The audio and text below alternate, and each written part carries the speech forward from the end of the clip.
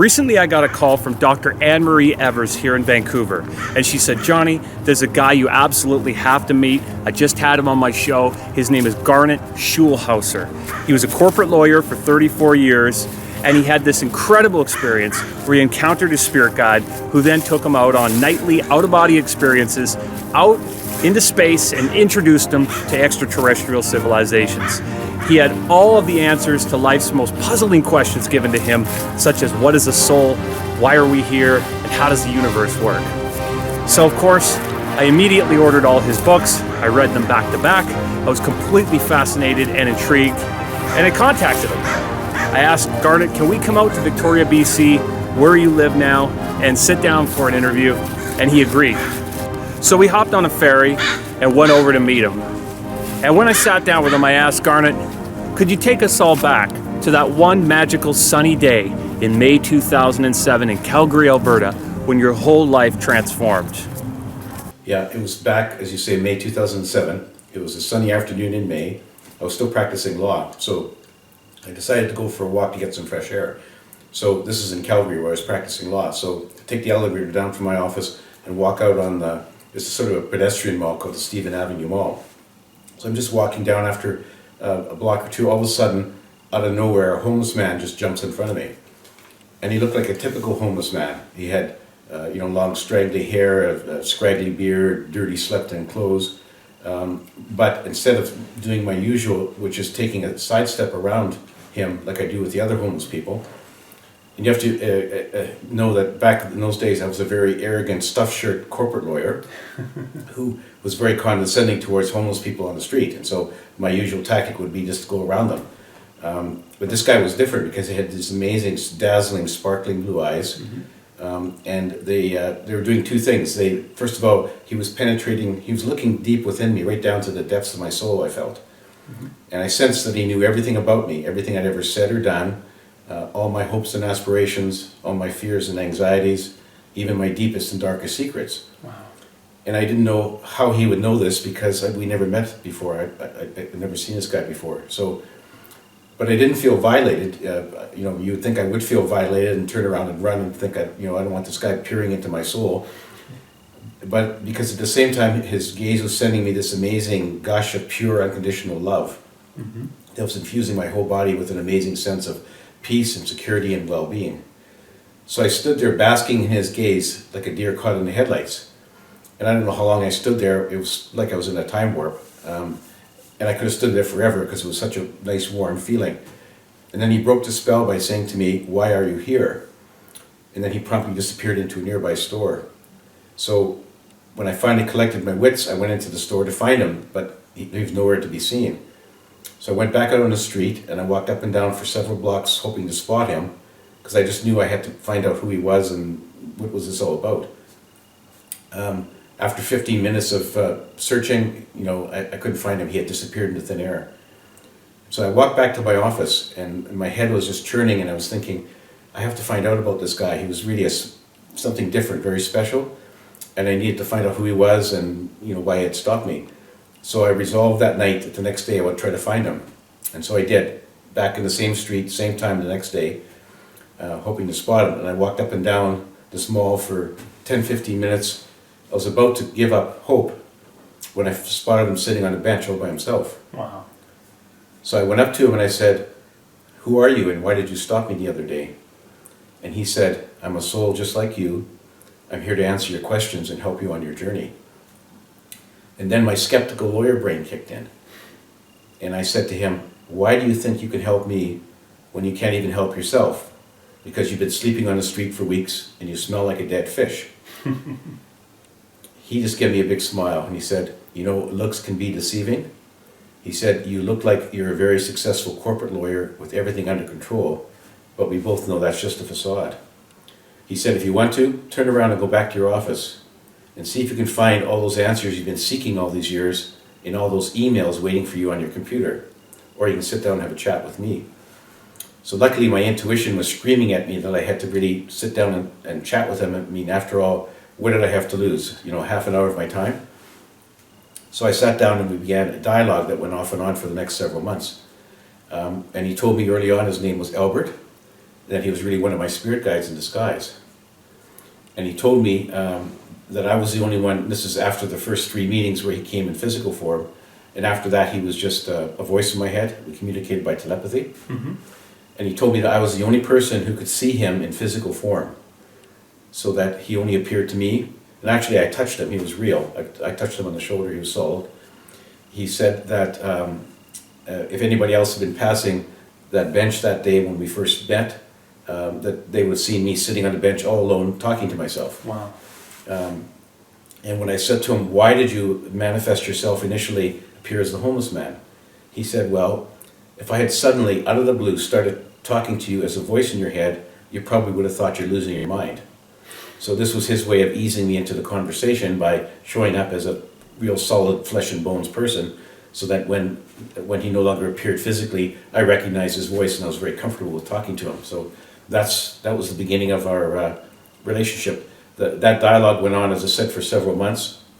He answered all sort of the big eternal questions of life that we all have, like, who am I? Why am I here?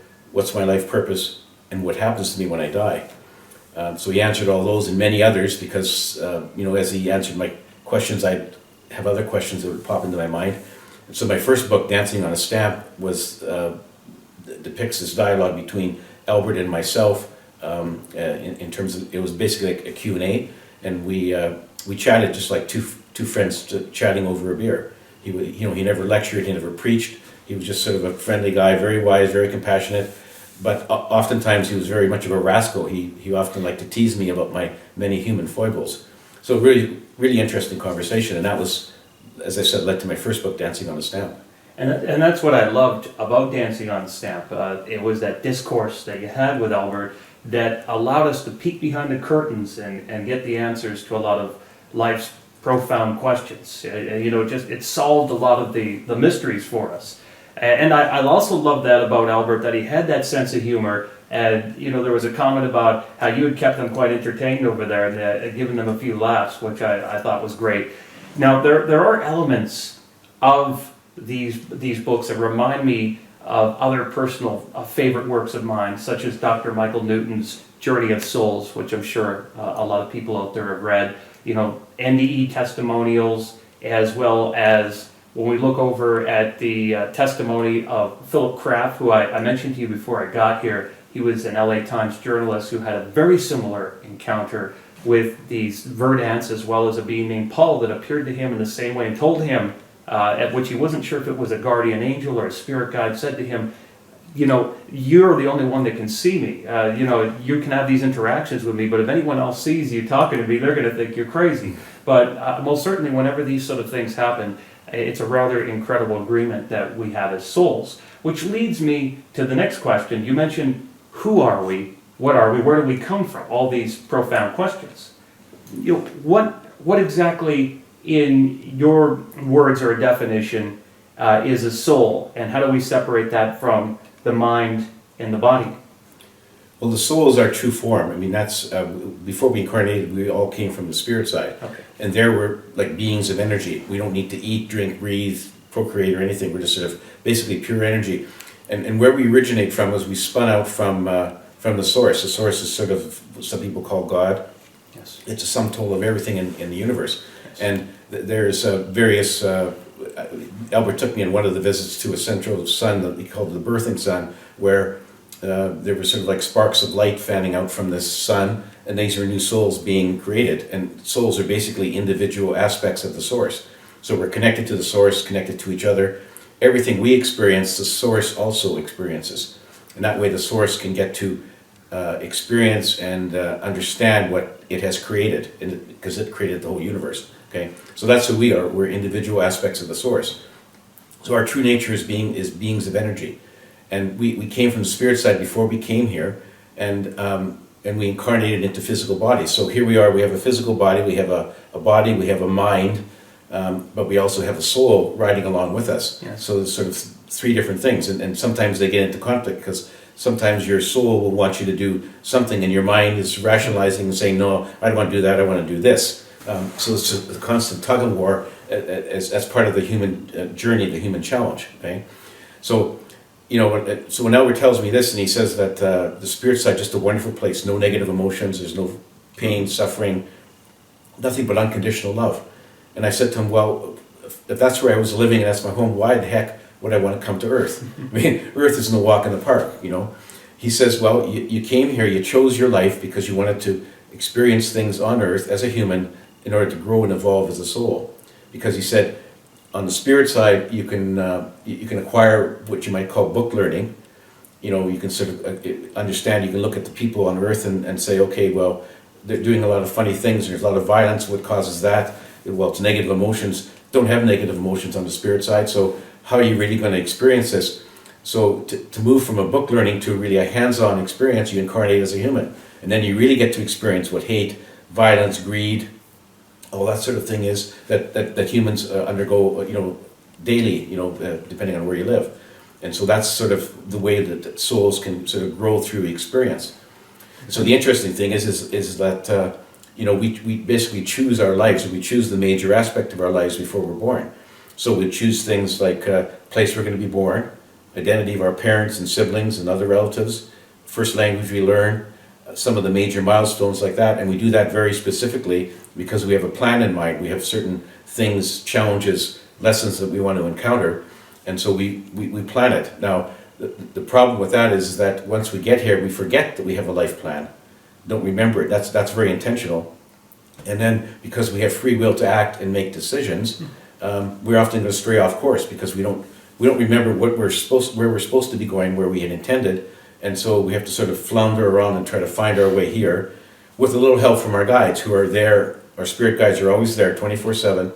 They're sending us messages. So when we come to a fork in the road, and it's like, should I take the left fork or the right fork? They will be whispering. They'll be sending us messages, telling us which way to go. Very subtle messages like flashes of intuition, whispers in your mind, gut feelings, coincidental events. These are all sort of markers, sort of messages to try to steer you in the way that you had intended for you to go before you were born. But oftentimes we don't hear them, or we miss them because our minds are so cluttered with other thoughts. So that's a very significant challenge for a human, is to be able to listen to the messages of your guides. But Albert said, but it doesn't matter if you go off course. If you have 10 major lessons that you want to learn in the life you planned, and you only hit one of them and then you die, not a big deal. You can come back as often as you want. And it's entirely up to you how many times you come back to Earth, or if you just say, to heck with it, I'm leaving this planet, I'm staying where it's nice, entirely your choice. So it's really, if you wonder, why am I here? Well, it's because you put yourself here. And you chose the life, and there you are, and you have to try to figure it out. But it's that's amazing, because he does remind you that of a few times in the book. It says, Albert says, well, I have to remind you though that you chose to be here. And, exactly. You might not get it now, but you'll get it later. Mm-hmm. There's a lot of what you said there that reminds me of what the great existential thinkers, such as Jean-Paul Sartre or Martin Heidegger, or one of them would talk about, that we are a unique constellation of language and environmental factors, but that's just one component. That is the personality construct that we have, as guys like Gary Zukav have talked about in the seat of the soul. But looking into these other areas of the soul, Ralph Waldo Emerson and Henry David Thoreau talked about the idea of the oversoul, and that we're a compound creature. And you mentioned that God, which I do want to get into with you, because you have some very interesting perspectives on God that you share, but that God is a sum total of everything, or source. But would you say that it might be a fair assumption to say that the soul might be a sum total of our embodiments or experiences?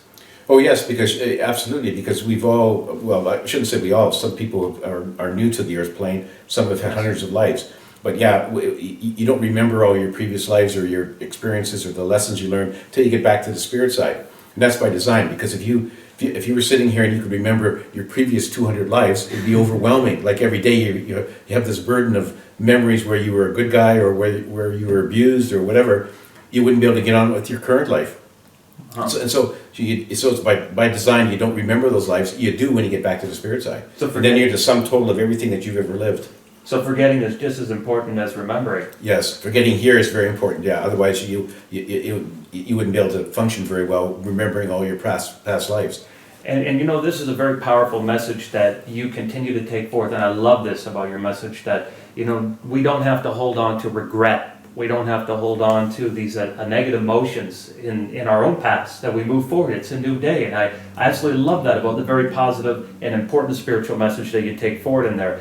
Now, you did mention God, and God means a lot of different things to a lot of different people out there. You know, it comes from the German Gott or Gott for good. God is good. That's the typical definition, because English is Low German, of course. But going into this idea of the source, or, you know, God being out there in the universe, the very interesting idea that people have about God getting involved in our lives and watching us from a religious perspective is very interesting too. Now, you say in there that you get this perspective in one of your books, that you're taken by Albert up from the heavens and descending down over by the Atlantic, down into England, down into Hyde Park.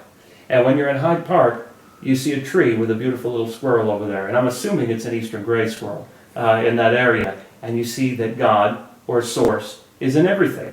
Now, when we go back and look at what Einstein believed in what God was, he was asked, do you believe in God? And his answer was, well, I don't believe in a God that's going to smite the Philistines for thee, but I believe in Spinoza's God, a God of law and order. Now, do you believe that there's an anthropomorphic figure out there with a long beard that's going to reach its hand down and get involved from day-to-day perspectives? Or is this sort of the unified field theory of physics and God is everything? Yeah, it's more the latter. I mean, I was raised as a Roman Catholic, and of course their view of God was an old guy sitting on a throne in the sky with a long beard, you know, pulling strings and making things happen or not happen. So you were to pray to God. You want to pass your final exam, you want to get cured of your cancer, whatever it is, you prayed to God, and if God saw fit, he'd pull the strings and, you know, way it went. You know, he could fix it. But no, Albert says no. The source does not. Source is not sort of in one place. It's everything. It's a sum total of everything in the universe. And the source does not manipulate events on our planet or anywhere else. The source created the universe, and the source is happy to let the universe sort of unfold and evolve, you know, in its own way. And he or it is just happy to enjoy the benefits of what he created. And so he doesn't control things, and doesn't. So there's no point in, as Albert says, praying to God to do something, because God or the source doesn't answer prayers, doesn't affect things, doesn't do things for you. And by the same token, the source does not make rules for us to follow. So it's not like, like my religion when I was raised was that here's a set of rules that God made. They're actually made by men, but they say God made these rules. And you have to follow these rules. And if you don't follow these rules, you've sinned. And if you don't make amends before you die, you can go to an awful place called hell, which says nonsense. Hell doesn't exist. There is no judgment after you die. There's no judgment by anyone other than yourself, and there's no rules that God has made. So, I mean, you're in that sense you're free to do whatever you want, but you do have your life plan that you want to follow and the guidelines your soul has. So it doesn't mean that you can just do whatever you want, kill as many people as you want, and think, I'm free. I'm not going to go to hell because there isn't one. That's not what you're here for. That's not what it's all about. But you should know that the source does not make rules. That's incredible. And that leads up to my next question. You mentioned life plans a few times. What goes into making a life plan? What is the process there in putting one together? Well, I actually saw on a couple of occasions a life planning process. And basically the souls that are going to be part, if I'm going to be, I'm looking to incarnate. So I have to decide sort of what kind of life I want to have on Earth. And so I have to pick out sort of the place I'm going to be born, have and the challenges I want to face. Then I have to get together with the other souls who will be part of my life in my new life. So get together with the souls of my mother and dad and my siblings and friends and other relatives. They have to be part of my life plan. I'm part of theirs. So we have to have an agreement. It's like a consensual modeling of a future life. And so basically the souls get together in a room, and the soul who's planning to incarnate will sort of map out generally what they want to experience. And then the other souls have to sort of say, okay, well, yeah, I can be your father in this life, or I can be your brother, and that sort of thing. And so it's a consensual sort of cooperative effort. And then once they've agreed to everything and they've picked out their spirit guides, then they usually get a visit from somebody on the Council of Wise Ones, and this is a committee of very wise souls whose job it is to oversee all the incarnations on Earth.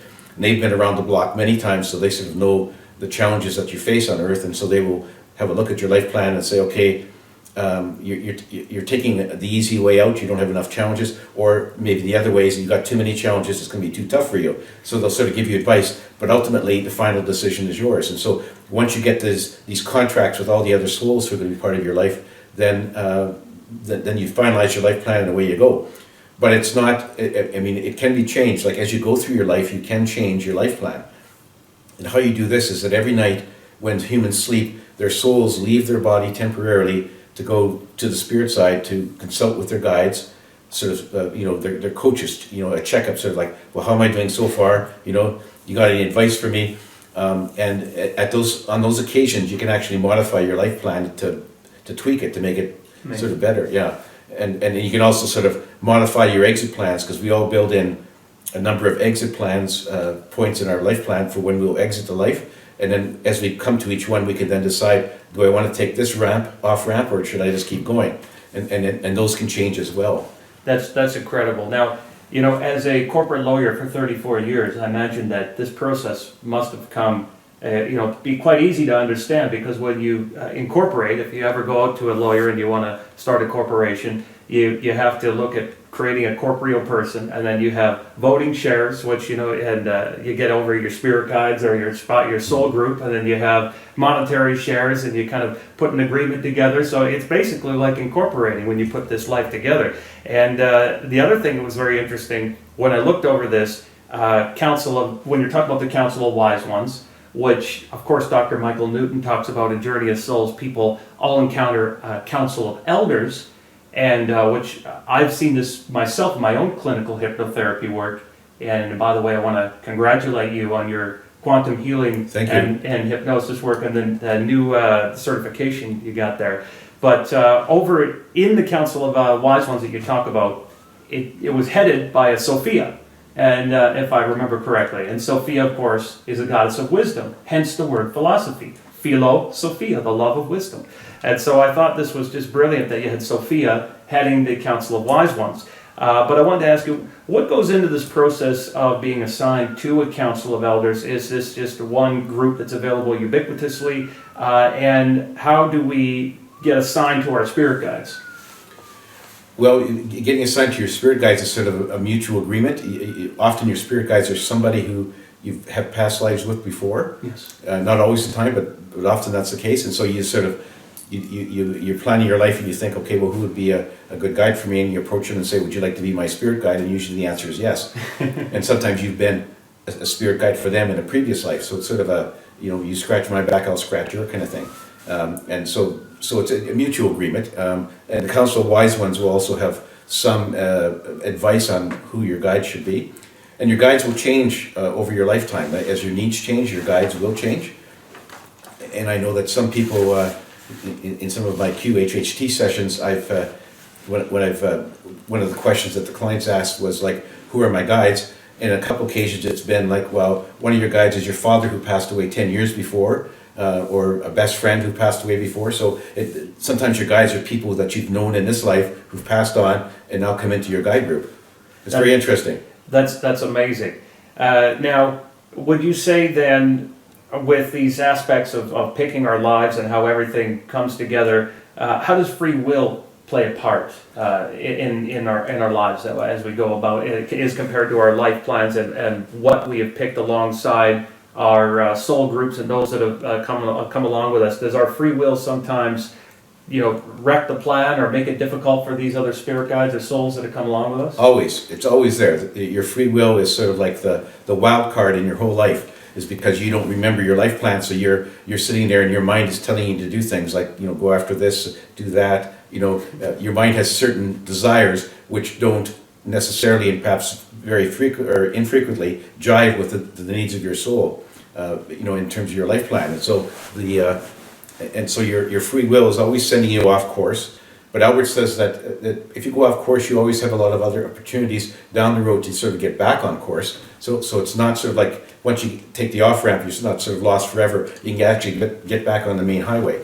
And your free will is the main challenge. That's one of the biggest challenges of a life on Earth, is not knowing who you are, where you came from, and having free will to take actions. That's amazing. Now, another perspective I got from reading your books, which really brought everything else that I read over in, let's say, Seed of the Soul by Gary Zukav and other perspectives, is that we know that we're a compound creature. We know that we sort of work like an onion, the layers of an onion.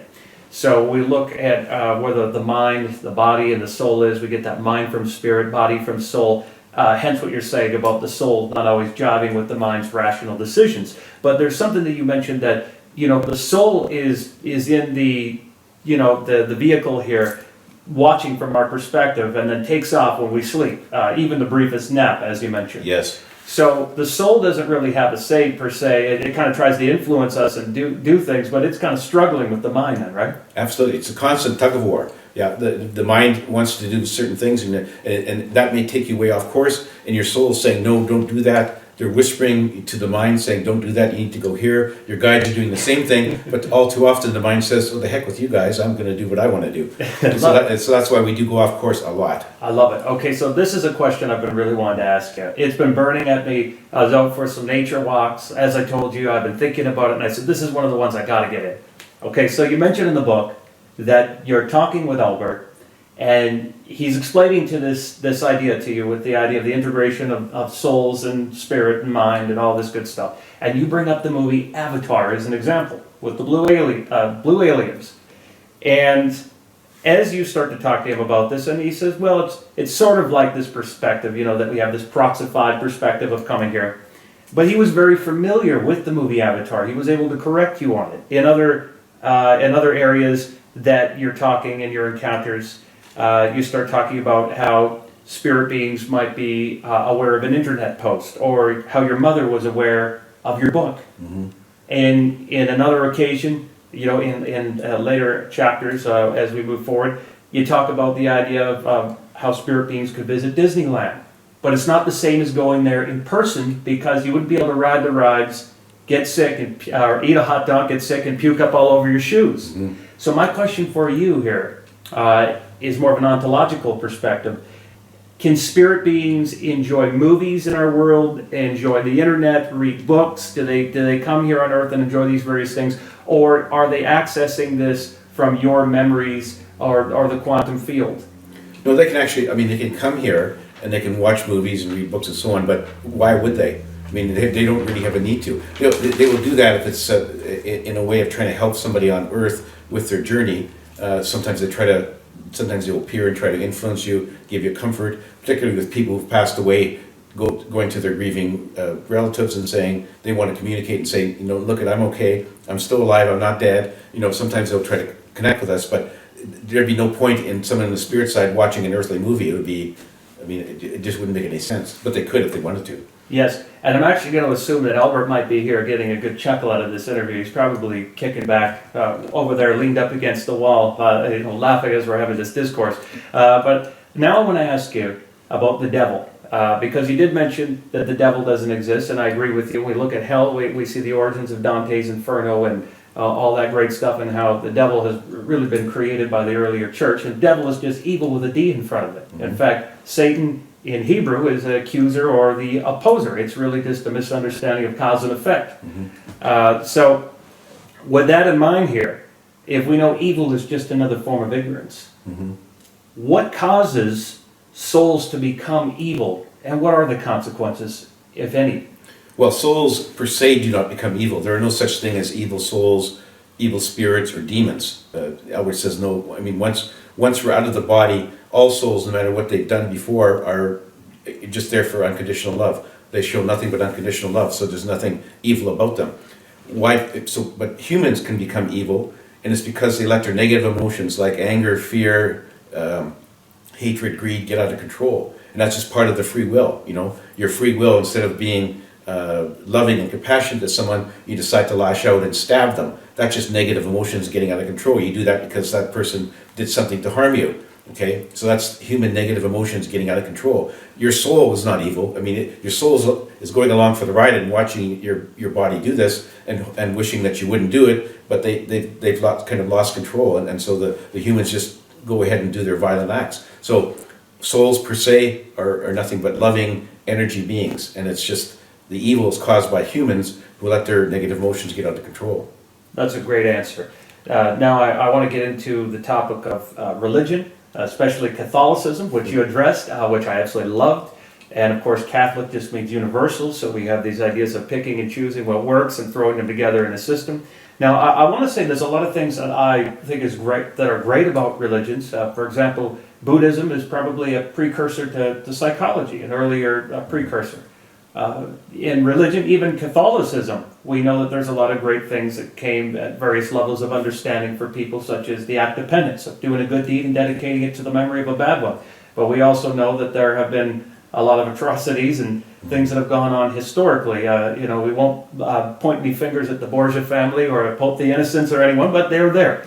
But the question for you here is, does God, source, universe, those on the other side, do they favor any one particular religion, or is there any that, have had had some favoritism over there? No, they don't favor any religion. They recognize that basically all religions are sort of man-made constructs that happen when humans on our planet decide to, devise one to get people to believe a set of beliefs that they've comprised. And so they don't favor any of the religions, but I mean, they're well aware of the fact that, Buddha incarnated to provide some enlightenment to his followers. Same with Muhammad and Jesus Christ. They all came here to try to help humans on their journey. They're all back on the spirit side now, and I've actually had conversations with a few of them. But so no religions. There is no religion that's right on earth. The only true religion is the religion of the spirit side, which isn't a religion, but it's unconditional love.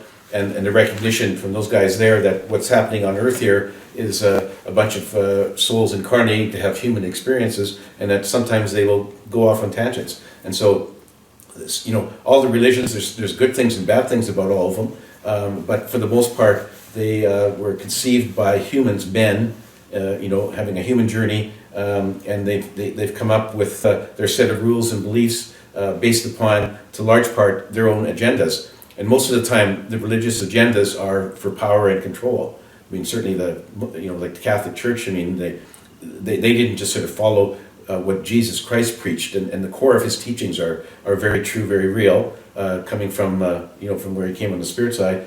But all the rules and beliefs that have developed since then by the leaders of the church, that's basically a means of attaining power and control. The more people you have in your church on Sunday, the more power you have, the more control you have, and the more rules you make, the more control you have over the people. And so it's really that's what sort of has developed most of the religions. Now Buddhism, I think, is a bit different, but Islam is very similar to Christianity. It's the people are using religion to get other people to do what they want. In some cases, it's been very abusive, very atrocious behavior. Through the history, Christians, you can look at some of the Islamic terrorists now and the things that they're doing.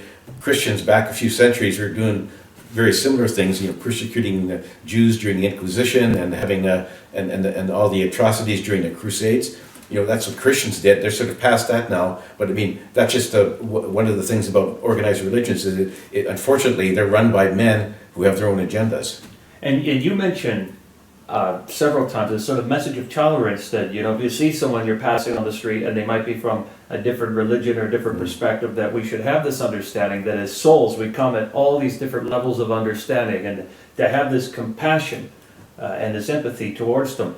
Now, you do bring up some hot topics in your dialogues here when it comes to religion, and in particular you talk about sex, and I think it's great that you address this, because we have a lot of ideas in from the religious perspective about sex, that perhaps it should only be for procreation. What about the hot topics of birth control and homosexuality and all these areas? And would you say on the spirit side the perspective is that sex is a very healthy thing, or is it something that we should abstain from? Oh, it's very healthy. As Albert said, it's a very natural thing. He said if the source didn't want you to engage in sexual activities, he wouldn't give you sex organs and a strong sex drive. It's a very natural thing, whether it's heterosexual or homosexual sex. It's all very natural. There's nothing wrong with it, which is really sort of 180 degrees from what the Catholic Church taught me when I was growing up. They sort of thought that sex was sort of dirty, demeaning, and degrading, and that they would tolerate it only for the purposes of procreation, but any other reason, it was sinful. And not only just doing the acts of sex, but even when I was raised, as you noted from my book, thinking about sex was a sin. Yes. So when I look back at it, it's really quite ridiculous, that they were so down on sex. But that has sort of flowed through the whole thing. Like when you look at how they developed the tenets around the Christian religion, they decided that Jesus Christ was a celibate man, never got married, which isn't true. He actually married Mary Magdalene. Their view, you can't be truly godlike and holy if you engage in sex, and so they wanted Jesus Christ to be as holy as possible. Therefore, he never got married, never had sex. The virgin birth, which isn't true. Mary actually had sex with her husband Joseph. That's how Christ was born. Again, it's just and then they characterized her as a perpetual virgin. Again, the idea is that if you have sex, you can't be really holy and godlike, and so they wanted her to be up on a pedestal. And so they've had this thing about sex all through the ages. And as I was growing up, I sometimes felt that that in their view, that if you had sex before you were married, that was sort of tantamount right up there to murdering somebody. It was a very serious sin. Yes. Which when I look back on it, I laugh. But at the time, it was very serious. That's what we got lectured to by our priests, was that you can't have, you can't do anything more than hold your girlfriend's hand. Anything else is sinful. It was really quite confining. And talking about Jesus, I think it's great that you brought these things up in the book, because there's a whole life of Jesus that people don't appreciate. It's very easy for critics to try to dismiss the life of Jesus based on, the books of the Bible that we get from the Council of Nicaea, the Ecumenical Council, and all that great stuff. And there's no doubt elements of modern Christianity and the interpretation that we have of Jesus that's based on Mithraism, with the sun and his 12 helpers, or the 12 constellations, and where this all fits from that perspective of the mysteries. But it should be noted that through history, almost anyone who was great was attached to one of the solar myths. Even when we look at the ideas of Samson in the Bible, who had his hair cut or the locks of the sun, or you look at the idea of Charlemagne, the great Christian king, and the ideas even of Alexander the Great, who was associated with the mysteries. We do this in the Gnostic scriptures that we have. There's all different kinds of stories about Jesus, even in I believe it's the apocryphal book, the area of Thomas, that we get this story of Jesus when he was very small, being able to focus his energy, just as you mentioned, the focus of energy, being able to focus energy on a clay pigeon and bring it to life. And there's all kinds of stuff like that. There's a whole story, a whole life of Jesus that we don't have the perspective of in the Bible, and I think it's wonderful that you brought that into the picture here. Now, I wanted to shift in some questions more into the direction of what happens when we die. So you mentioned exit points. Does it hurt when we die? No, Albert says that once you're, let me back up a step. You die when your soul's ready to leave. So no one dies by accident. So even though a plane may crash and 300 people die, that's no accident. Their souls all chose to use that as an exit point. Amazing. Yeah, and so your soul chooses your exit point, and so once your soul knows it's coming to the exit point, say you're gonna die in a car crash, your soul will actually leave your body before the crash, so you won't feel the impact, you won't feel any pain, you won't feel any discomfort. You'll actually sort of be hovering above the action as your car crashes into the wall or whatever happens to it. So you won't feel any pain. You can feel pain during your life before you're going to exit, because that's just maybe part of your challenge. Wow. For a lot of people it is. But when you're ready to exit, you won't feel anything. So whether you die in a plane crash or somebody shoots you, you'll be gone. You'll be actually out of your body before, and you won't feel any pain. Even drowning, you mentioned. Yes, even drowning. What about, okay, you mentioned the different types that we could go through, but what about suicides? Well, suicide is, for the most part, suicide is when basically the human mind gets so desolate, so despondent about what's going on in their life, and they can't take it anymore. And their soul's constantly, their guide just saying, no, you have to go on. This is one of the challenges you want to face. You have to go through it.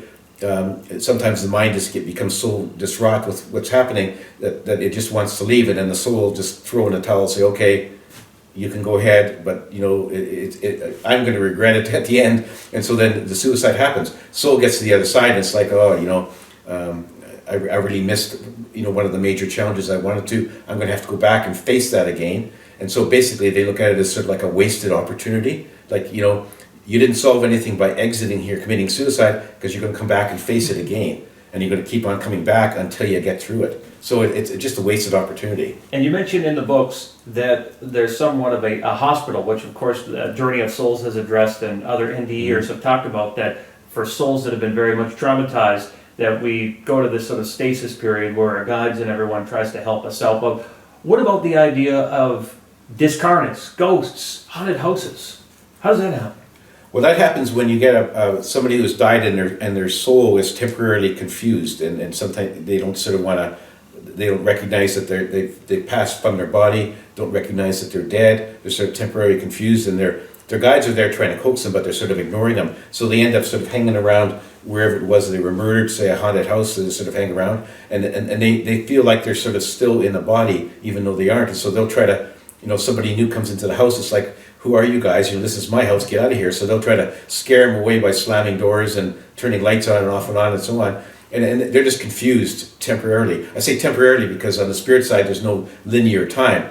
So a ghost might be in a house here for 200 years, which is like a blink of an eye on the spirit side. But their guides are always there, and eventually they will bring them around and say, okay, look, you passed from that incarnation. Let's go back to the spirit side where you belong. And so eventually they'll get them there. So no ghost, no spirit is sort of stuck in between forever. They're just there for a temporary point of time. And but they do cause they can scare people, they can cause a lot of disruption, and it's just not because they're evil, just because they are confused and a bit bewildered, probably because often when it's a very traumatic death, like a murder or something, and they'll just hang around. So it does happen. That's amazing. So as a non-local awareness, as our consciousness is, it sounds like you said, that in linear space-time, there's no sense of time over there on the spirit side. So everything's happening in a case of simultaneity. Mm-hmm. Do souls? Well, let me just rephrase this. When we look at the idea of abortion, now this is a hot topic. Mm-hmm. People have often debated. Is the soul present? Even from the beginning. And I've often looked at this like this from an esoteric perspective. I'm a student of comparative religion, so I like approaching people with different religious perspectives, and I've often talked to Jehovah's Witnesses on the corners who talk about only 144,000 people can be saved, and of course the inside joke with that is that to the mysteries, the number 144,000, which we get from Revelation 7 and 14, is 4 plus 4 plus 1, which is 9. And the two numbers for man are 9 and 12. 9 are the number of months that you spend in the womb as the subtle bounds of energy are wrapping around the mother, getting ready for the soul to enter at the end of the cycle, then the 3 months of spiritual initiation. So the idea that's been debated there is that the soul isn't actually fully present. So what happens to a soul that has a baby that they're about to enter? What happens when it's aborted prematurely? Well, it goes and finds another incarnation to go into. And what Albert says that in an abortion, it can be one of two circumstances. It can either be the soul who was coming into the baby has changed its mind for whatever reason, and so like I'm getting out of here, so the fetus is aborted. Wow. Or it could be the soul of the mother has changed her mind. Wow. And has decided that she doesn't want to have the baby. So, but there's a mutual agreement between the soul of the fetus and the soul of the mother. Behind the scenes, of course, they're not aware of this, but they have a mutual agreement.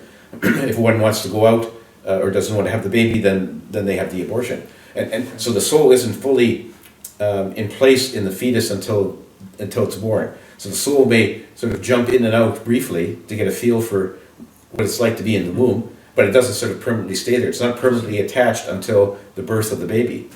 It's very interesting. And I've often heard this logic based on, this process where the subtle bounds of energy are wrapping around the soul as we have this integration process, also leading up to when we're dying, in this art of dying, that, sometimes there's an idea that a body will be disentangling, or there's a little bit of an exit period that we tend to hang around with in some cases. Now, I want to jump over to another topic here. It's very interesting when we start to look at these concepts of crossing over to spirit side. And I'm a big fan of a lot of books on astral projection and out-of-body experiences, which is also why I love your books so much, because they're really just adventures out of the body going into other areas where it gets very exciting. But there's been a few authors that discuss what happens when we cross over. Obviously, from Robert Monroe, the famous author, talked about astral projection, to Robert Bruce. But more recently, we have William Buhlman, and he wrote a book called Adventures in the Afterlife, and he's been quite outspoken that as souls, we need to sort of break out of our limited perspective, because he starts to make mention of almost these afterlife ghettos, so to speak, that we can get stuck in. And this is sort of touched down on in the movie What Dreams May Come with Robin Williams as well, that as soon as we leave, that we can kind of go to these little collectively perceived places of these little communities that we don't tend to go outwards and explore further. Well, at least it seems like that for a while. Do you have any knowledge of that? That when we get out of the body, that at first we can kind of go create our own perspective of what we're anticipating? Yeah, Albert said, yeah, in fact we can. And when we first cross over, we can initially create our own reality on the other side based upon our beliefs. And so if you're somebody who thinks, God, I'm a bad person, when I die I'm going to go to hell, you can actually create a hell for yourself temporarily when you cross over. Wow. Or if you think that I'm I'm a good guy, and so then what you create is sort of the in your meeting group will be Jesus Christ or whoever your religious figure might be. So temporarily you can create your own reality once you cross over, but as I say, it's very temporary. It doesn't last. Your guides will, if you're in a bad place, your guides will eventually pull you out. Like I know the Robin Williams movie that you're talking about, and there, this lady, she felt so badly guilty about her children dying, that she created a little hell for herself, and they had to go and get her. Now it was, Hollywood puts its own twist on it, of course, but a source that's sort of more or less what it's like, and so.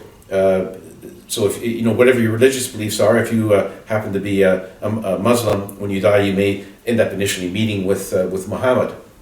If you're a Christian, it may be Jesus Christ. If you don't believe in anybody, you could be, who knows where you might go. But you could end up in a very different place initially, until your guides sort of pull you away and say, this isn't real, you're creating this, let's come over to the main body of the spirit side. So it does happen. But for a lot of people, if you don't have any preconceived strong beliefs about things, for the most part, people, when they cross over, they'll be met by a welcoming party. The welcoming party will be sort of like the souls of your loved ones who has already passed on, like your parents, grandparents, uncles and aunts. They'll be there sort of with open arms, giving you a warm, unconditional love hug and saying, welcome over to the spirit side. You can even be met by your pets. If you have beloved pets that you've missed, they will be there to greet you as well. So that's the more typical thing that happens when you cross over, is this welcoming party. But if you have firm beliefs about where you're going to go when you die, you will actually put yourself there temporarily.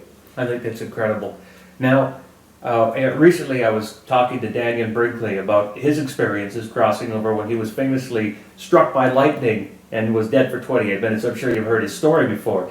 And he talks about the panoramic life review, that we have a 360-degree perspective. And I know that you got to experience that, and of course I want to get into that with you with the Akashic Records. But I wanted to ask you, in this perspective, that we go over every moment of our life, and we see it as ourselves, we see it beside ourselves, we visit it with our higher selves, as well as experience it as every person that we've ever been. Do we review this with others? Do we review it with the soul groups? Do we review it with our council of elders? Or how does that discourse take place? Well, it can be any of those, but more commonly, Albert says that you'll go over your life review with your spirit guides, because they've been sort of following the whole bit along the way on your life on Earth, and so they're sort of most familiar with you. But you can invite anybody you want into the life review. Are they highlights of the life, or like even the embarrassing moments? Oh no, yeah, you see everything. You see the embarrassing moments. You see the good moments.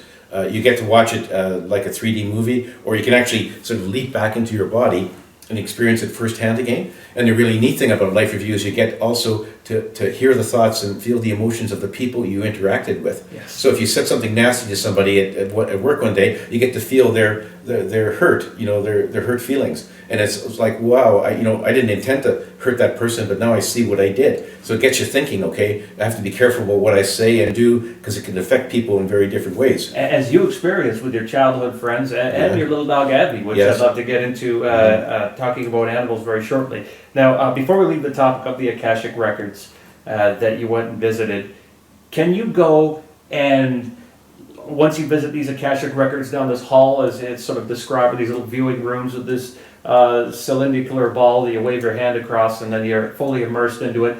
Can you go and pick a famous person in history and say, okay, I like this person, I want to see what life was like, let's say, to be Henry VIII today, and then we go and live his life and jump right into his body. Can we do that? Absolutely. You can view anybody's life, previous lives at all. It has the records of every life ever lived anywhere in the universe, and so you can sort of go through anybody else's life. You don't need any permission. There's no secrets on the spirit side. Everything's totally transparent, and so and nobody's embarrassed about it. Like if Henry VIII did some goofy things, he's not embarrassed about you going to see his life, in the Akashic records. Embarrassment doesn't exist over there. Everything's totally transparent, and they all know that we all came here to do certain things, and sometimes we make mistakes and we screw up and we get off track. That's just part of being a life as a human. That's incredible. Now, you did touch down on animals, and I think that's great. I can tell you're a real lover of animals, especially after these experiences. And you mentioned your little dog Abby in your adventures, which I absolutely love that you talk about her. But you also touched on animal abuse, which you said was very disturbing for you to see, and I know you had a powerful admonishment and a message for humanity in there. Now, traditionally, the esoteric view on animals is that they have a soul, but it's more of a shared group soul. So you'll have, like, the dogs will all have a shared soul. You'll have cats will have a shared soul, and giraffes will have a shared soul. But the idea is that they would operate on a different level of intelligence than we do. They operate more on an emotional and instinctive levels, whereas humans have sort of an individual intelligence. Would you say that animal souls go on to have the same sort of, afterlife and evolution, or are they around us for a while, or how does that work? Animal souls, according to Albert, are just like your souls. There's no difference. There's no different level. There's no sort of animal souls here and human souls there. They're all souls, okay? Wow. You and I may well have incarnated as an animal beforehand. And when you die, if you decide to, you can go back into being an animal or being an alien being on a different planet. There's only one kind of soul, according to Albert, okay? And so what happens is that when you get to, like with dogs and cats, it's probably going to be similar to human, where they come in at birth and leave at death. You get a really lower form of life. They're part of sort of the universal life force, and souls may come in, say, to a bumblebee, but not from life to, from birth to death. They might just pop in for a few seconds to get a feel of what's it like to be a bumblebee, and then away they go. So there's a bit of a difference, whereas with a dog or cat, their lives are much more complex, much more interesting than a bumblebee. Okay, but what he did say is that when souls come to Earth, they will often start off with a lower life form incarnating, either just briefly or for life, and then they'll gradually move up to a more complex life like a human, because we're very complex compared to the animals. But animals do have souls, and he said that it's same as us, and if we, as I said, if we want to choose to incarnate as an animal after we're finished, which is unlikely, because it's like, a senior in high school does not want to go back into a grade 1 class, because it'd be boring and it would be too simple. So once you're sort of in a human, you're sort of at the peak of the evolutionary scale on Earth, and so you wouldn't want to go back into a lower life form. But lots of people start down there and then move up to the humans. That's incredible. And what we were reading, Dancing Forever in Spirit, which again I love, because you're going out on every other night, these nightly adventures out into the universe and exploring the cosmos. We start to get a little bit more serious in the tone there. The Council of Wise Ones has a very direct message for you, and they want you to go check some things out so you can relay a message from several other perspectives. And we start to get into the idea that there is a great shift taking place, and we're moving towards an ascension process. Could you go into detail about that? Yeah, they in my very first meeting with the Council of Wise Ones, as the chair of the committee, Sophia, said they have a message for me to pass on to the rest of humankind. And it was quite simply, it was like, look, you guys have developed a very advanced civilization, you have advanced technology, but your emotional and spiritual intelligence has not kept pace. And that's why you have negative emotions running amok, that's why you have violence and crime and so on Earth. And she says, you guys have to be very careful. You're at a very crucial point, because you have the technology that could basically wipe out all life on our planet, like weapons of mass destruction. If you're not careful, that could happen. And she says that they've watched other human civilizations before rise up to great heights and then crash and burn like Atlantis and Lemuria. And there's been a number of other ones we're not even aware of.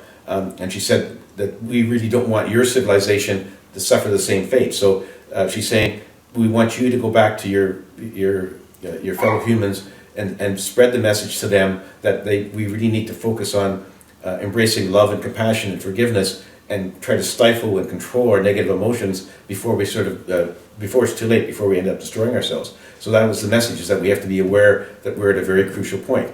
And she said that they have been sending out, the council and people on the spirit side, blasting out messages through many different channels on our planet. Channels like you may not be aware of it, but you're a channel. Thank you. Guys who write books, TV shows, YouTube, videos, speak at public gatherings. The message is being blasted out with more intensity as every year goes by, to try to get the rest of humanity to be aware of what they're doing and how they have to change their course. Ultimately, she said, what humans need to do is raise their vibrations and make the ascension to our planet in a higher dimension, which some people call the New Earth. And the way we do that is, it's simple to say, not easy to do, is stifle our negative emotions and fully embrace love and compassion. And once we do that, our vibrations just start to rise. Once we match our vibrations with those of the New Earth, we just go. Now, that's very interesting. And you do get into that about the various stories about ancient civilizations that have gone to there. Yeah. And when we look at the way our universe operates, it would appear that this denser area that we are in, this dense reality in the dimensional ecology, is like the outward epidermal layer of the universe, that it's sitting there, but there are much higher dimensions. It seems to be that there are multiple Earths there that we can go to, and that should be the goal. But if we don't make that particular target, we're in big trouble. We are. And that was their message to us, is we have to change our ways or we'll be in big trouble. Yeah, that's very interesting. You mentioned Atlantis and Lemuria, and you hit some hot topics. Those are very much favorite subjects of mine, and I was going to ask you those coming up, but I think I'm just going to skip to this now. If you go back to the story we get about Atlantis from Plato, which is as retold from his uncle Critias, which of course came from his great-great-great-grandfather, Solon, who traveled to Egypt to meet Sanchis of Sais, who is the priest of Egypt. And, he comes in there very cocky. And he comes in there knowing about this flood story. Everyone had a flood story that we believe happened around 12,000 years ago. The idea, he says to him, Solon, silly Solon, you Greeks think you're so advanced with your story of the flood story, but there have been many, many ancient civilizations on this earth that have gone very, very far ahead, but they've been wiped out by water, by fire, by natural disasters. And probably the last great one that we have that we can remember was, from the Atlanteans, Atlantis. And all sorts of scholars and people have debated this topic over and over again. But I wanted to ask you, because you have some direct knowledge from a spirit side perspective. Did you get to look at Atlantis? Did you get to have any glimpse into that area? I'm afraid not. No, I didn't. Albert did not take me there. I asked him actually to do that, and he said, that's for another day. And so he didn't give me any of the details about Atlantis, other than mentioning what the council said was that, yes, they rose up to great heights and then they crashed and burned. That's sort of general knowledge. But yeah, no, he didn't give me any details about it. Oh, that's incredible. Now, I also wanted to get into a very similar topic there, because when we talk about advanced civilizations, you do mention ETs in your books, and that they seeded life here, that there was a sort of a terraforming process that took place. Can you get into some of your interactions in that area, and what was your reaction when you discovered that, or you saw it firsthand? Well, I asked Albert in one of our conversations. I asked him, do ETs exist? I mean, is there other intelligent life in the universe? And have they been visiting us? And he sort of rolled his eyes and to say, of course. Well, what else did you think? To him it was just sort of obvious that we've been visited by extraterrestrials. Our planet has for eons, many different civilizations. They're all more advanced than us because they can travel between stars. But he did say that they're all very benevolent. There's no sort of a evil race of reptilians out there to try to conquer our planet. He said, look, those guys are so advanced that if they had wanted to wipe out humans, they could have done so long ago. Wow. So they're very benevolent. They're here to help us, try to move us along. They're like the Council of Wise Ones. They're sitting there watching us, and they're sort of shaking their heads, saying, how can those humans run around and abuse each other and the animals and abuse their planet? Like, what's wrong with them? Don't they know that they can't pollute their own planet? It's not going to go well for them. And so they're there to help, but they can't sort of directly interfere. They can't sort of use their technology to wipe out our nuclear weapons and our biological weapons. They're not allowed to do that. They have to sort of let human life on this planet sort of evolve on its own. But they can give us pointers. They can give us some tips on technology, which they have been doing over time. I mean, they've given us help on building pyramids and Stonehenge and other things, and so they've been helping us, but they have to be more subtle about it. But they're hoping, like the Council of Wise Ones, that we don't end up destroying ourselves or destroying our planet. Which I think is very interesting, because that's like the Star Trek perspective of the Prime Directive. Yes. And now you also went into the idea of us being seated here, that this came through the Galactic Federation, but it was under the direction of the Council of Elders. So there's this incredible cooperation as we move up the scale of the dimensional ecology, which I think is incredible. So that brings me to the next area, where you talked about Proteus, the aquatic planet, and I've actually discussed a subject similar to this when I presented at conferences on extraterrestrials. For the longest time, whistleblowers and contactees have, such as Alex Collier, have mentioned that all the aquatic life on our planet came from Sirius B in the Orion area. They said even palm trees and dolphins and whales and such, and you confirmed that. And in fact, you had these dialogues, and I believe it was Aldine and Horace? Yes. So what was your reaction when you discovered that they had this perspective? Were you shocked that they could talk? Yeah, no, I was shocked first of all that dolphins and whales could communicate telepathically, because my view of when I see them here on Earth is that I don't think that they're capable of communicating. That's just because me as a human, I can't communicate telepathically, other than with Albert. And so it was a bit of a shock to find out how intelligent and how sensitive, how compassionate these creatures are. Like, in a lot of respects, they're more intelligent than humans. They don't have any technology. They don't need technology. They don't want to develop any, but they're very intelligent. And this humpback whale and dolphin on Proteus, they basically said, we communicate not only amongst ourselves here on Proteus, we communicate over vast light years of space with the dolphins and whales on Earth. And they maintain contact with their cousins. And they said originally most of the sea life on Earth came from Proteus, was seeded by ETs. And so that's why they looked exactly like our dolphins and humpback whales. And they stay in contact, and their plea to me was, look, our cousins on Earth are not happy with what humans are doing. They're tired of the abuse and the killing and the trapping and the imprisoning in water parks, and they really want to live in peace and harmony with us. They don't understand why they're being abused by humans, and they don't understand why humans can't listen to them, can't understand what they're projecting to us. It's just that we don't pick up the telepathic conversations, the messages they're sending us. And so they were very upset about what was happening on Earth. They didn't have that problem because there was no humans on Proteus, and so there was no no creatures like humans to sort of carry on like they do on Earth. And so they said, can you please go back and ask your fellow humans to stop the abuse of our kin, because they just want to be like us, living in perfect harmony with their ecosystem and enjoying their life as was intended. That's very, very interesting. And I have to ask you a question about the way that you're communicating with them, and I still want to go in further into the topic of extraterrestrials.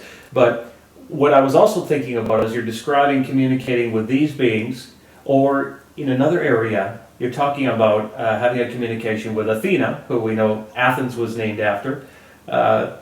Is the conversation more metamorphic and telepathic, or is it like speaking in English? Can you hear it as like a voice in your head in our language? And does this communication change depending on the dimensional place that you're in, or how high or low it sort of transforms? How would you describe it? Communication is the same whether it's from dolphins or from Athena, and I hear it as an English voice, just like you might be talking to me. That's how I hear their telepathic it's like message. instant Google Translator sort of thing. Yeah. That's incredible. It's just incredible. also that brings me to another a topic here then. When we're talking about extraterrestrials, when you were on your various explorations, you've gone and seen some other civilizations and beings. You talked about some arachnid beings that you found, some spider-like beings that were scoping out planets. Yeah, that was one of the trips, one of the first trips that Albert took me to where I encountered ETs, and it was on a planet that was basically barren of vegetation on the top, and we went down a shaft they lived in underground cities, and the reason for the planet being barren was because their star had turned into a red giant and it sort of fried all the stuff on the surface. So there they were, we went down to the city, a very developed city, and these creatures looked like, reminded me of spiders. They were about as high as me, and we communicated by telepathy. They're very intelligent, and their planet was called Xeron, and they said that one of their main functions was to monitor conditions on planets in our galaxy to find out when a planet might be ready to accept life, be conducive to harboring life, and when they found out, scoped them out and found out some planets, they'd report to the Galactic Council, and then the Galactic Council could then arrange for other ET races to seed life on those planets, and so that's how they sort of spread life throughout the universe. That was their function. They could tell through their instruments from many light years away what it was like on any particular planet, and that's how they found Earth a long time ago, and then life was seeded by the ETs from their direction, and so that was their function, and they were again very benevolent. Really were sort of cheering us on, hoping that we could get past this crucial point in our development, so that we wouldn't destroy ourselves, and they really hoped that we would carry on and make the ascension up to Earth in a different dimension. Now, there's so much I want to ask you about these topics. I mean, I could probably keep you for an hour here talking just about extraterrestrials, because this is a real passion of mine, looking into these topics. I mean, everything from you mentioning different sphere-like crafts around the Earth, and you go into other descriptions talking about Kronos and like a slave-like planet with beings that are under all sorts of tremendous stresses. Albert's given you various examples of what people have gone through. I also enjoyed, the description that you had given to another civilization or another planet where there was life forms out there that there were no predators put there, not even microorganisms that could eat anything away. There was no circle of life, so the whole thing was soon covered with dead carcasses because nothing would eat them away or destroy them, and it was just one great experiment. So it shows you the perfection of where we've come and how these things work in the universe, and how, as you mentioned, things naturally change and morph and evolve in our universe, which I think is fascinating. But what I'd like to really focus in on here then, if I remember, is Thraso, where you had the conversation with Marpecia. And why I think this is so interesting, I'll tell you, is that when I was in Egypt with Stephen Mailer and Brian Forrester and a bunch of really incredible people recently, there was a theory going around that ancient Egypt was a matriarchy. A little different than this one, but there's an idea that when we look at how the king was chosen, we have this monarchy perspective that the priestcraft may have had a feminine perspective in putting things forward. But yours was a very interesting one. Can you tell us how this planet works and how it got to be a matriarchy? Yeah, it was, as you say, the planet was called Thraso. Albert took me there, and it was a sort of a very modern kind of society. Like they had flying cars and moving sidewalks and stuff like that you might see out of a movie, a science fiction movie. So they were very developed. He took me into the sort of the governing chamber where the empress was. Her name was Marpecia, and she was sort of the empress, the supreme ruler elected by the citizens, except elected only by women. She said they had a matriarchal society where only women could vote. Men were not allowed to vote or hold positions of power or authority, so it was extremely matriarchal. But she said that they did not abuse the men. They treated them very nicely. The men were free to go ahead and pursue recreational sports activities or go to the libraries and just have a good time. And so they were not subjugated at all. And she said the reason or how they got there was that a long time ago they were a patriarchal society just like Earth, ruled by violent and abusive men. And then one night one of their women had a dream, and in the dream she had a vision that if she went into the forest and picked a plant that grew in the forest and fed it to the men, that their testosterone level would drop significantly, like way down. So she did. She went in the forest and picked it, fed it to her husband, told the other ladies, on the sly, and pretty soon, over a number of years, the planet transformed from patriarchal to matriarchal, because the men with low testosterone levels were very benign, docile, deferential. They didn't care anymore. They didn't fight among themselves. They didn't. They had no sex drive, and so they weren't violent, and they were quite happy to let women rule the planet. And so that's how that planet evolved into a very matriarchal society. And so since then, all the male babies were sterilized at the age of 3, except for a few that were left to contribute to the sperm bank, which is how they procreated, by taking sperm from the sperm bank and then artificially incubating them, and that's how they got babies. I like it when you describe that you basically want to get the hell out of there after you, because hey, wait a second, I'm a male, I want to get out of here. But it was great, though, the description that you gave to this place. As we start to look at it, that it almost struck me as looking like the Magic Kingdom in Disney World with the People Mover, where the people are going along in Tomorrowland. Just how you gave the description, it was incredible. Now, I want to jump over to some more ideas that we have over in Dancing with Heavenly Bliss, and getting over into the heavenly cities. I don't know if I'm pronouncing this right. Is it Gaia? Aglaia. Aglaia. Yeah. Okay. So Aglaia sounds very much like your classical place that NDEers, like let's say Don Piper's 90 Minutes in Heaven, after they go past the amphitheater and they move forward to the heavenly cities, or what Betty Eadie talks about. That it seems like this place where we have all sorts of beautiful architectonics, the beautiful aesthetics from different time periods. People are walking up and down the cities. There's incredible music, and I want to get into just a moment what you saw there, which I thought was incredible. But what I really want to ask you, and this question has been burning with me, is this place a collectively shared reality just for humans on Earth? Is it limited to our the souls leaving our solar system or the galaxy, or is this for all life forms in this universe as we know it, in not only in this plane but in the dimensional ecology to come there? So I understand it. Aglaia is sort of specialized for planet Earth and humans.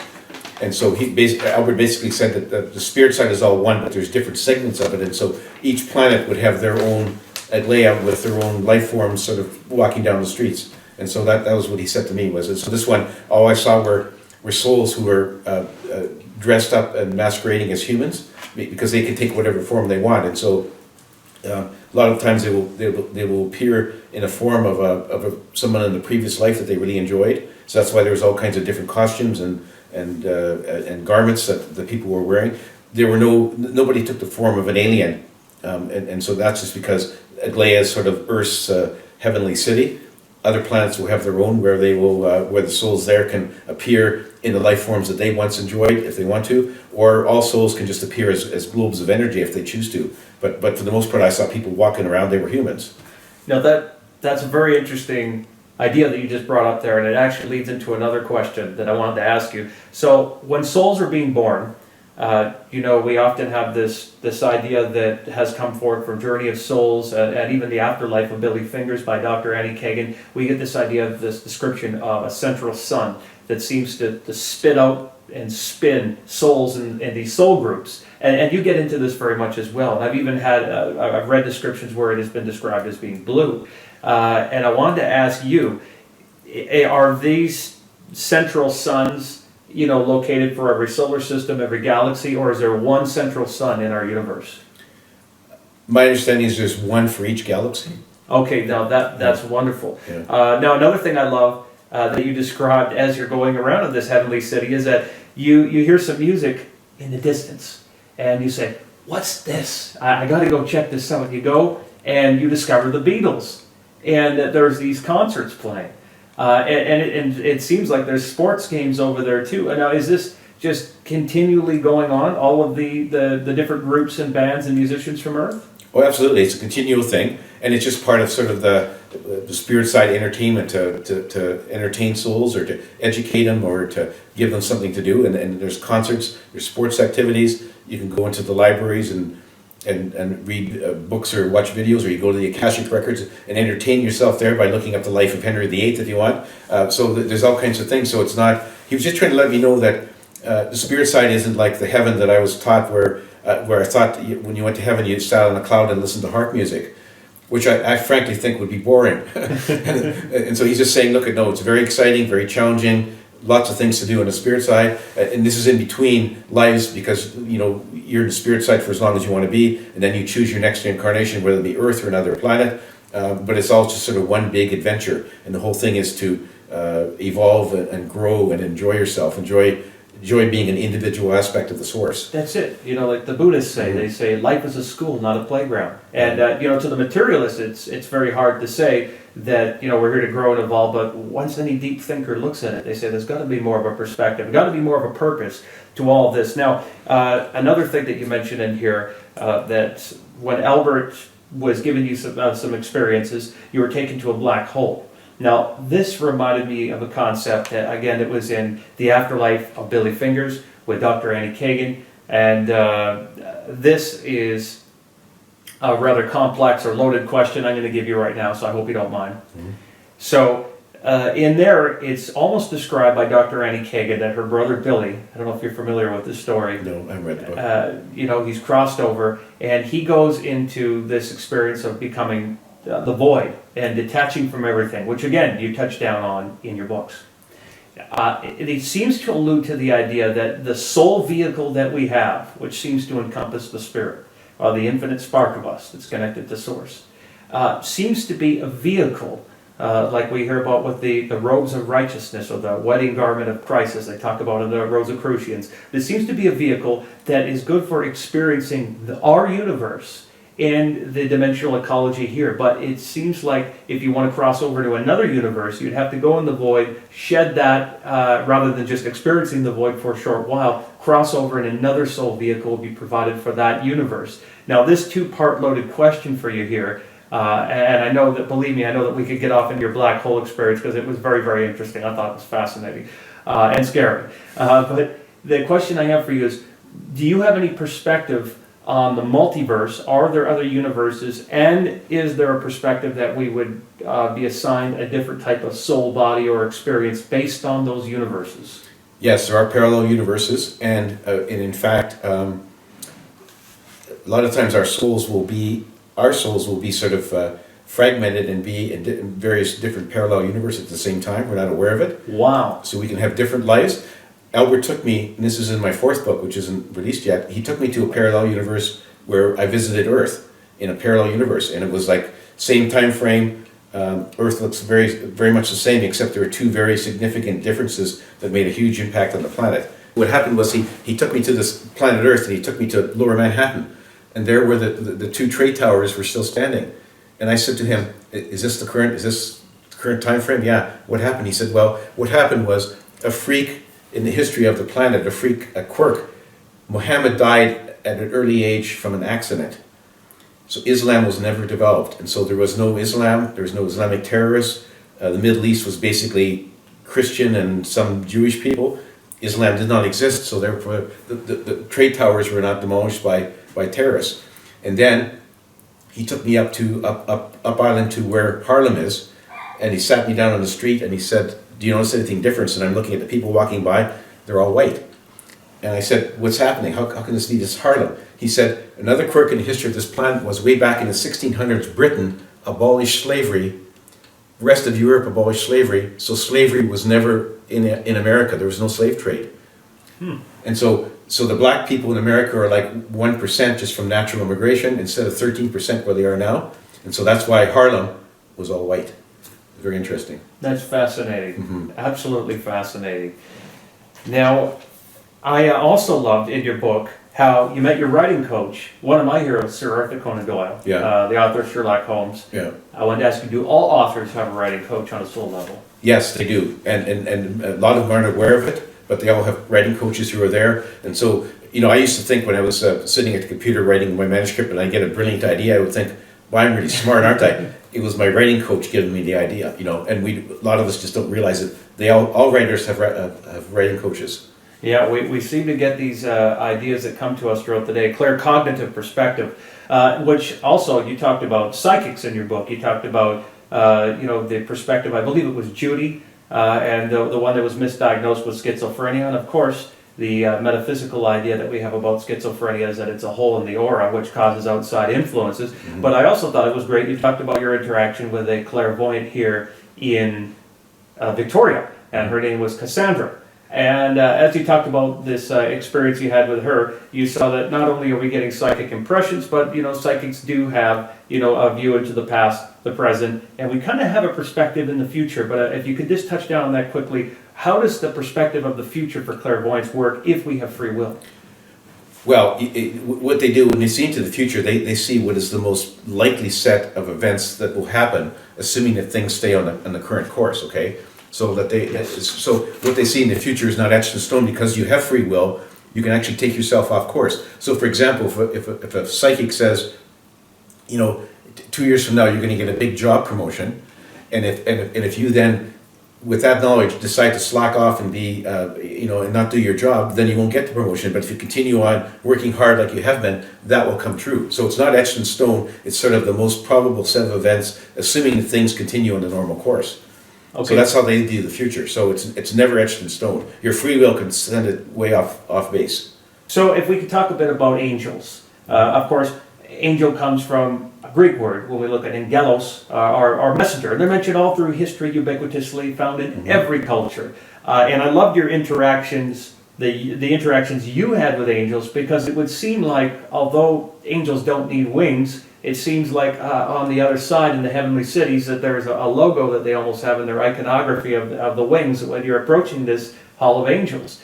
And I also enjoyed when you met your guardian angel, one of them, that there's the kind of the question we're all wondering at the back of our head with our spirit guides and our angels: are they watching us? In the shower, they're watching us naked and our private times. And your angel says, "Hell no, I'm not watching at all." And I thought that was absolutely great. But when you had this encounter with meeting your angels, how many angels did you have, and what was it like being in their presence? Well, I just met with my guardian, or one of my guardian angels, Anapil, and Albert took me there because he just wanted to show me that there are other people besides spirit guides who are sort of watching over us. And guardian angels, their function basically is to watch over us, make sure we don't suffer an untimely demise before our souls are ready to exit the incarnation.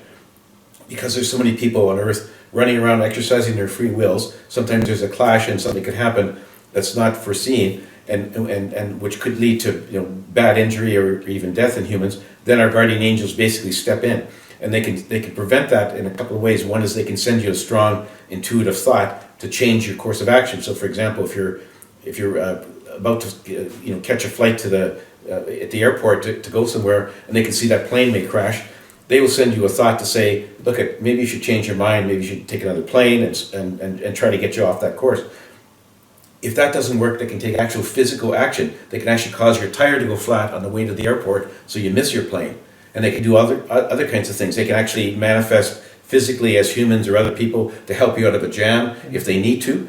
And they only do that if it's something that your soul wants you to continue living, that they don't want you to sort of suffer an unplanned demise. So they're there watching over it. And when I said to her, well, how come so many people die in accidents and so on? Does that mean their angels are asleep at the switch? She says, no, it's because their souls wanted to use that as an exit point. So it's very comforting to know that they are there. And they save us all the time. We don't realize how many times they actually save our bacon.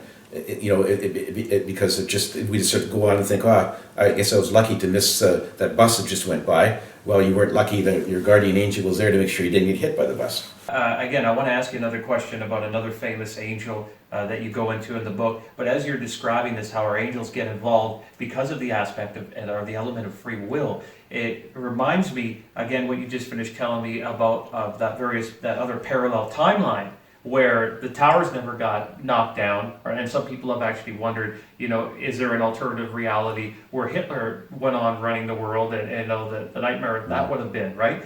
That perhaps maybe even in the Akashic records, there's a way of exploring the various aspects of those other timelines.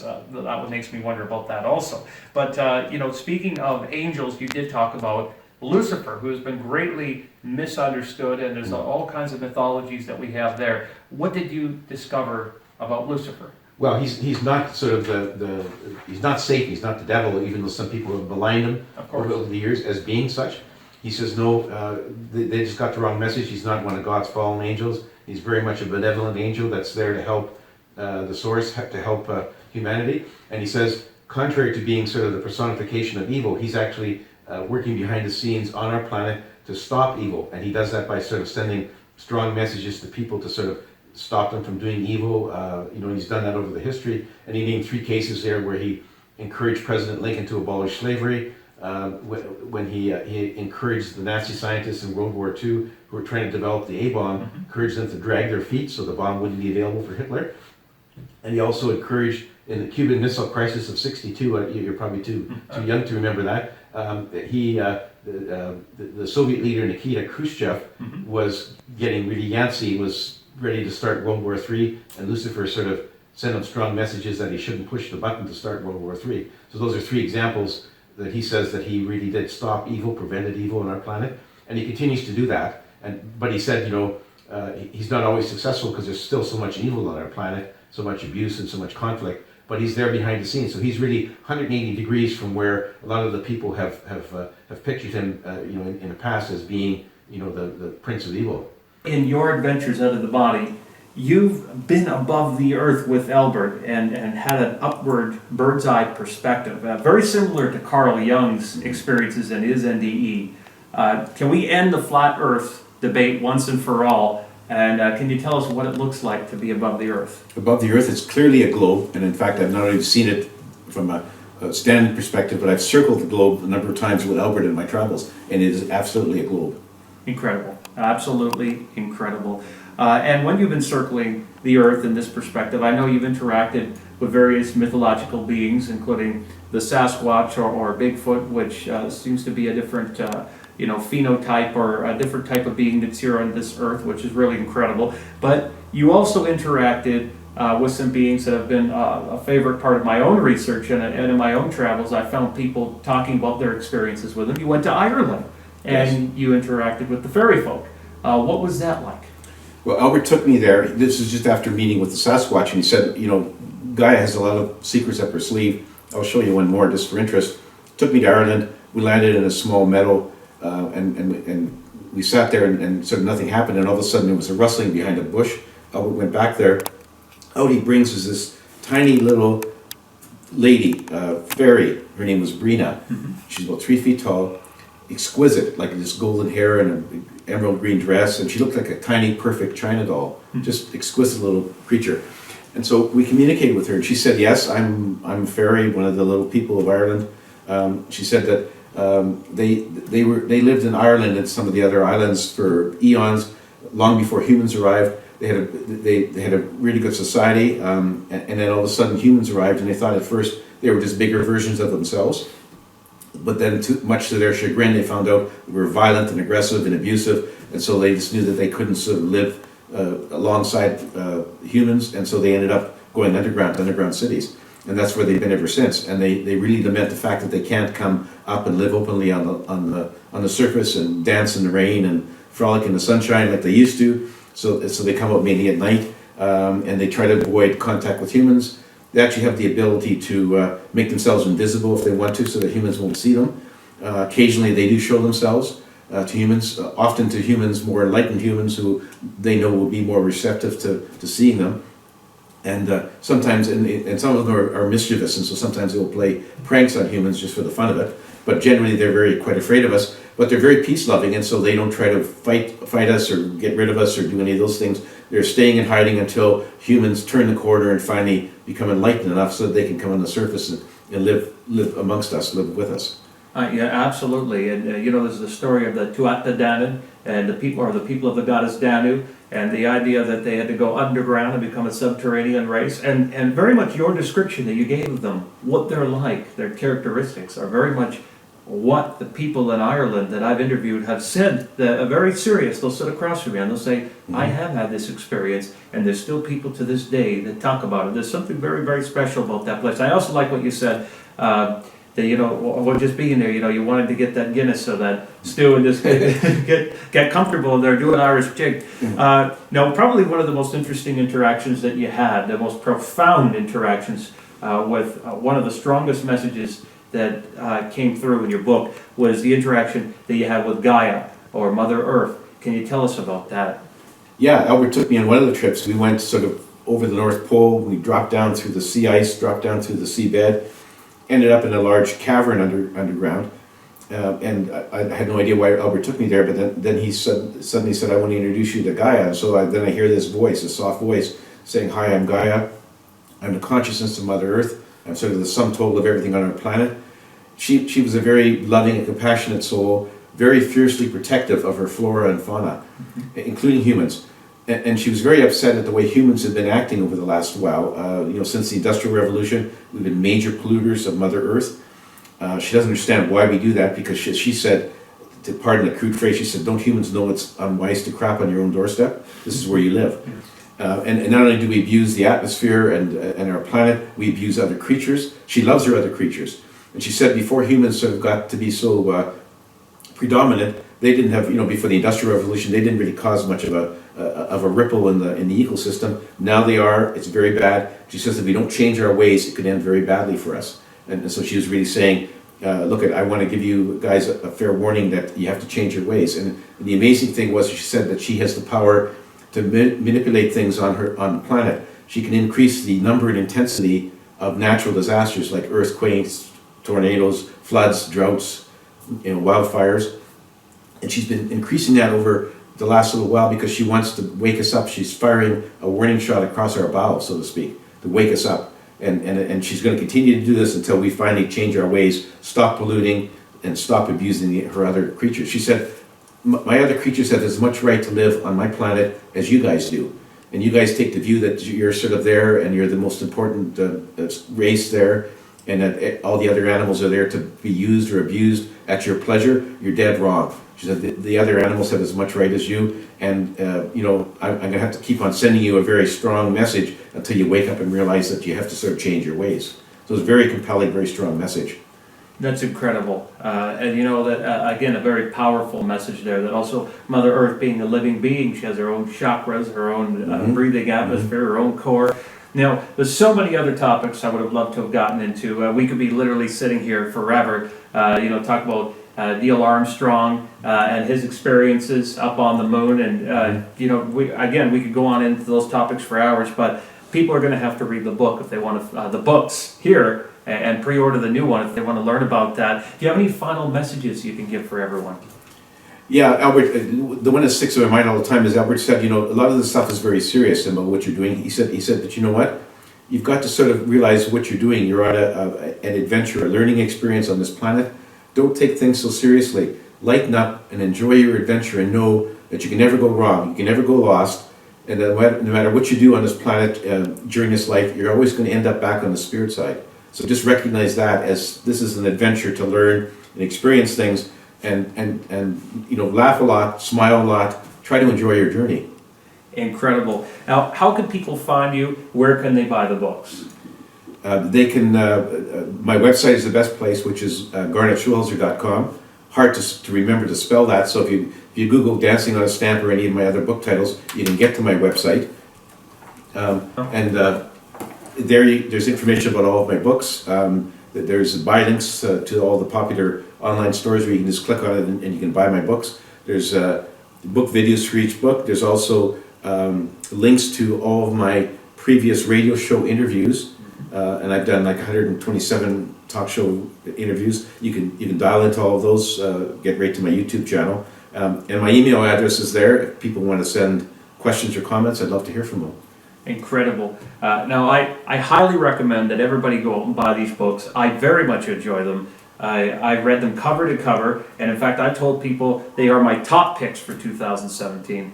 I got to tell you, Garnet, I'm so appreciative of this interview you gave us today. Thank you so much, and I wish you all the best on your upcoming books. Thank you for inviting me. Thank you very much.